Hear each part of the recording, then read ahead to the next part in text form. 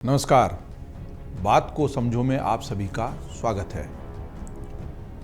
बांकीपुर, मांजलपुर और दतिया, जी हाँ, ये तीन नाम सुनकर आपको समझ में आ गया होगा इन तीनों में आपस में क्या साम्य है। राज्य तीन अलग अलग हैं, गुजरात, बिहार और मध्य प्रदेश। बांकीपुर बिहार की सीट बहुत चर्चा में रही, उपचुनाव हुए। मांजलपुर गुजरात की सीट, उपचुनाव हुए, बहुत ज़्यादा चर्चा में नहीं रही। दतिया मध्य प्रदेश की सीट बहुत चर्चा में रही, विवादों में भी रही, और अब 3 तारीख को इन तीनों ही सीटों के नतीजे आ चुके हैं और 3 अगस्त को आए इन तीनों ही नतीजों ने वापस उन चर्चाओं को जन्म दिया है, जहां से ये समझ में आता है कि क्या इनको केवल हम अपवाद माने या फिर इन नतीजों से भविष्य के संकेत और तूफान के आने के कोई लक्षण दिखाई देते हैं। सबसे पहले समझते हैं कि इन तीनों ही सीटों पर नतीजे क्या रहे। 3 तारीख को 3 राज्यों की जो 3 विधानसभा सीटों पर उपचुनाव हुए, उसमें गुजरात की मांजलपुर विधानसभा सीट पर भारतीय जनता पार्टी ने अपना कब्जा बरकरार रखा है। इस सीट की बहुत ज़्यादा चर्चा भी नहीं हुई। वहीं मध्य प्रदेश की दतिया विधानसभा सीट पर कांग्रेस का कब्जा बरकरार रहा है, लेकिन कांग्रेस का कब्जा बरकरार रहने के बावजूद नरोत्तम मिश्रा जैसे कद्दावर नेता का टिकट यहाँ से कट जाना, पिछली बार इस सीट पर जो हार हुई थी भारतीय जनता पार्टी की, बाकी पूरे राज्य की जीत को उसने फीका किया था और इसीलिए इसको वापस जीतने के लिए भारतीय जनता पार्टी ने पूरा जोर लगाया। नरोत्तम मिश्रा ने आंसू बहाए, लेकिन उनके आंसुओं में वो सीट भी बह गई और आशुतोष वहाँ पर अपनी सीट नहीं जीत पाए। भारतीय जनता पार्टी के लिए ज़बरदस्त बड़ा झटका, चाहे वो सीट पहले भी कांग्रेस के पास ही थी पिछले चुनाव में। वहीं बिहार की बांकीपुर सीट लगातार 9 बार से जीत रही भारतीय जनता पार्टी को प्रशांत किशोर ने मात दे दी। प्रशांत किशोर वो जिन्होंने नई जनसुराज पार्टी बनाई, प्रशांत किशोर वो जिनकी रणनीति की वजह से कई बार कई राज्यों में और यहाँ तक कि केंद्र में भी सरकारें बनी। चुनाव के रणनीतिकार खुद चुनाव के मैदान में उतरे, लेकिन ऐन समय पर उन्होंने मुख्य जो चुनाव हुए थे बिहार की विधानसभा के, उससे अपनी खुद की उम्मीदवारी पीछे खींच ली। नतीजा ये रहा कि उनका एक भी उम्मीदवार चुनाव में नहीं जीत पाया। इस बार वो अकेले लड़े, उपचुनाव पर लड़े और जीत भी गए, और सबसे ज़्यादा चर्चा भी इसी सीट की रही। चर्चा हम बांकीपुर से जीतने वाले प्रशांत किशोर की कर रहे हैं, चर्चा यहाँ के पुराने इतिहास की भी कर रहे हैं। तो हम मांजलपुर और दतिया को फिलहाल उनके नतीजों को समझने के बाद एक तरफ रख दे रहे हैं, और बांकीपुर इसलिए महत्वपूर्ण है कि वहाँ से भारतीय जनता पार्टी के अध्यक्ष नितिन नवीन ने अपनी सीट खाली की थी और ये सीट एक तरह से उनकी परिवार की सीट मानी जाती रही।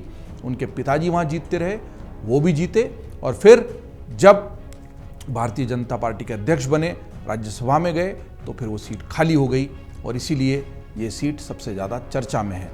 चर्चा में यहाँ का इतिहास भी है, वो इतिहास जो 59 साल बाद दोहराया गया है। जी हाँ, ठीक 59 साल पहले कांग्रेस का गढ़ रही ये पटना पश्चिम की सीट उसके हाथ से चली गई थी। वहीं पटना पश्चिम अब बांकीपुर के नाम से जानी जाती है। तो वही पटना पश्चिम जिसने 59 साल पहले एक अलग तरह का इतिहास रचा था, वही पटना पश्चिम बांकीपुर बनकर नए तरीके का इतिहास फिर से रच रहा है।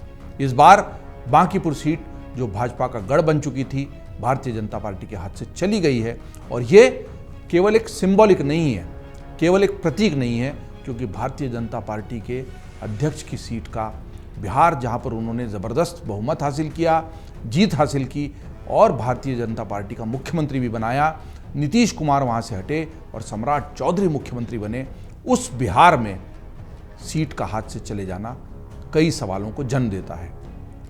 दरअसल इस बांकीपुर के चुनाव में एक जायंट किलर ने पटना पश्चिम सीट पर तत्कालीन मुख्यमंत्री को मात दी थी, जो मैं पुराने इतिहास की आपको जानकारी देना चाह रहा था।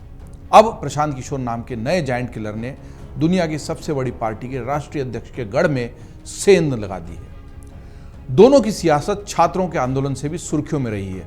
तो छात्र आंदोलन इस इतिहास के तार को आपस में जोड़ता है। 59 साल पहले का वो इतिहास दरअसल छात्र आंदोलन की तार से एक दूसरे से जुड़ा हुआ है। तो हम आपको छात्र आंदोलन वाला किस्सा बात को समझो में समझाते हैं। दरअसल महामाया प्रसाद कांग्रेस में थे। ये वो दौर था जब कांग्रेस में अंतर्कलह अपने चरम पर थी। लोकसभा चुनाव से लेकर विधानसभा चुनाव तक में मुख्यमंत्री के बी साहब पर टिकट के बंटवारे में भेदभाव के आरोप लग रहे थे। और इसी वजह से अंतर्कलह चरम पर थी। इससे नाराज होकर कांग्रेस के कई नेता पार्टी छोड़कर चले गए। दूसरी तरफ बिहार में 1965 और 1966 में मानसून में भी कमी देखी गई और इस दौरान केंद्र की कांग्रेस सरकार से मदद उतनी नहीं मिली जितनी अपेक्षित थी। इससे जनता में जबरदस्त आक्रोश था, गुस्सा था, नाराजगी थी। हालांकि बिहार से कांग्रेस के जाने की सबसे बड़ी वजह बना एक छात्र आंदोलन। मतलब ये किसानों की जो नाराज़गी थी, मानसून की कमी की वजह से जो केंद्र से मदद आनी थी वो नाराज़गी तो थी ही थी, लेकिन कांग्रेस का वहाँ से सत्ता से हटना जो था उसकी बड़ी वजह बना एक छात्र आंदोलन। और इस छात्र आंदोलन के दौरान गोली चलने की घटना की वजह से कृष्ण वल्लभ सहाय के खिलाफ आक्रोश तेजी से बढ़ने लग गया था। 1967 में केबी सहाय सरकार के खिलाफ छात्रों का गुस्सा भड़का तो महामाया प्रसाद सिन्हा ने छात्रों के साथ आंदोलन में हिस्सा लेना जरूरी समझा और उन्होंने कांग्रेस से अपनी राहें अलग कर ली। जहां महामाया प्रसाद सिन्हा कांग्रेस के विधायक थे, लेकिन उन्होंने कांग्रेस से अपने आप को अलग किया और छात्रों के साथ अपने आप को जोड़ लिया और राजा कामाख्या नारायण सिंह के साथ जन क्रांति दल की स्थापना की। जी हाँ, अभी जन स्वराज पार्टी बनी है, तब बनी थी जन क्रांति दल। इतना ही नहीं, छात्र आंदोलन के बाद इस बार उन्होंने सीधा तत्कालीन मुख्यमंत्री केबी सहाय के खिलाफ पटना पश्चिम सीट से चुनाव लड़ने का फैसला किया। जी हाँ, पटना पश्चिम जो अब बांकीपुर बन चुकी है। उन्होंने उस वक्त तत्कालीन मुख्यमंत्री सहाय को 20,000 वोटों के अंतर से पटकनी दी। देखिए इतिहास किस तरीके से अपने आप को दोहराता है। तब भी अंतर 20,000 का था और अब भी अंतर लगभग उतना ही है। अब बात प्रशांत किशोर की चुनावी रणनीतिकार से नेता बनने की करते हैं। प्रशांत किशोर ने बांकीपुर में जीत दर्ज की है। इस सीट पर 31 साल से भारतीय जनता पार्टी के राष्ट्रीय अध्यक्ष नितिन नवीन के परिवार का कब्जा था। पहले उनके पिता नवीन किशोर सिन्हा 1995 से लगातार 4 बार जीते। इसके बाद 2006 में नितिन नवीन पटना पश्चिम सीट पर जीते। 2010 में बांकीपुर के अस्तित्व में आने के बाद नितिन नवीन लगातार 4 बार यानी कि 2010, 2015, 2020 और 2025 में जीते और अब प्रशांत किशोर ने इस गढ़ में सेंध लगा दी है। प्रशांत किशोर ने 2018 में नीतीश कुमार की पार्टी जनता दल यूनाइटेड को अपनाया था। वो जनता दल यूनाइटेड में बाकायदा शामिल हो गए थे। 2020 में नागरिकता संशोधन अधिनियम यानी CAA के मुद्दे पर नीतीश कुमार के साथ प्रशांत किशोर के मतभेद हो गए और इसके बाद उन्होंने उन पर अनुशासनहीनता का आरोप जनता दल यूनाइटेड पार्टी में से द्वारा लगाया गया और प्रशांत किशोर को पार्टी से निष्कासित कर दिया गया। 2 अक्टूबर 2024 को उन्होंने जन स्वराज पार्टी की स्थापना की, यानी गांधी जयंती का दिन चुना उन्होंने और नाम दिया जन स्वराज पार्टी। पार्टी की स्थापना के महज 3 महीने बाद छात्रों के मुद्दे पर पटना की सड़क पर वह उतर गए। दरअसल कथित पेपर लीक और भारी अनियमितताओं का आरोप लगाकर पटना में छात्र सड़कों पर आ गए थे। उन पर पानी की बौछार की जा रही थी, लाठीचार्ज किया जा रहा था। छात्र पूरी परीक्षा को रद्द करके दोबारा परीक्षा आयोजित करने की मांग कर रहे थे। इन छात्रों के समर्थन में प्रशांत किशोर ने 2 जनवरी 2025 से पटना के गांधी मैदान में अनशन शुरू कर दिया था। कुछ दिन बाद उनकी तबीयत बिगड़ने पर उन्हें अस्पताल में भर्ती कराना पड़ा। आखिरकार 14वें दिन उन्होंने अपना अनशन तोड़ा। प्रशांत किशोर लगातार छात्रों और युवाओं के मुद्दे उठा रहे थे, अभी भी उठा रहे हैं। 10 महीने पहले उनकी पार्टी की भले ही वो सफलता उनको नहीं मिल पाई, एक भी सीट वो नहीं जीत पाए थे, पर उनकी बांकीपुर की इस जीत ने प्रशांत किशोर की सियासत को नई उम्मीद दी है, नई किरण दी है और साथ ही एक बार फिर बांकीपुर ने एक और गढ़ को ढहते हुए देख लिया है। तो 59 साल पहले जिस तरीके से एक विधायक ने अपनी पार्टी का दामन यानी कांग्रेस का दामन छोड़ा और वहाँ पर तत्कालीन मुख्यमंत्री को हरा दिया, वैसे ही इस बार प्रशांत किशोर ने बांकीपुर सीट से भारतीय जनता पार्टी के अध्यक्ष द्वारा खाली की गई सीट पर भाजपा को हराकर एक बड़ा संकेत दिया। क्या जन स्वराज पार्टी की जीत, प्रशांत किशोर की जीत केवल इस एक सीट जीतने तक सीमित रहेगी या फिर यह आने वाले समय में किसी बड़े बदलाव का संकेत है? ये तो आने वाला वक्त ही बताएगा।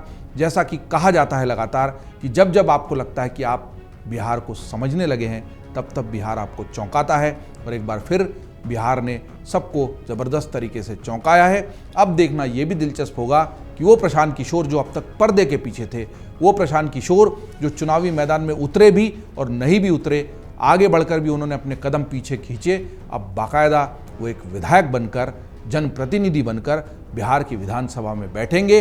वो किस तरह के मुद्दे उठाएंगे, अपनी इस जीत का क्या लाभ उठाएंगे और क्या बिहार की विधानसभा में हमें प्रशांत किशोर के नए नए तेवर दिखने को मिलेंगे और इस हार से सबक लेकर क्या भारतीय जनता पार्टी अपनी रणनीति में बदलाव करेगी? हाल ही में हुआ छात्र आंदोलन या जेनजी आंदोलन या कॉकरोच जनता पार्टी का आंदोलन, कुछ भी कह लें, उसमें भी धर्मेंद्र प्रधान के शिक्षा मंत्री के पद से इस्तीफे के बाद से लगातार ये माना जा रहा था कि कहीं ना कहीं सरकार को, केंद्र की सरकार को, एनडीए की सरकार को, भाजपा की सरकार को बैकफुट पर आना पड़ा था।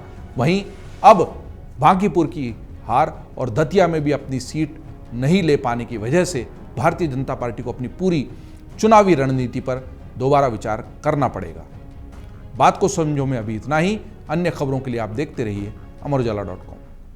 अगर आप ये वीडियो YouTube पर देख रहे हैं तो हमारे चैनल को सब्सक्राइब कर बेल आइकन दबाएं और Facebook पर देख रहे हैं तो हमारे पेज को लाइक करें।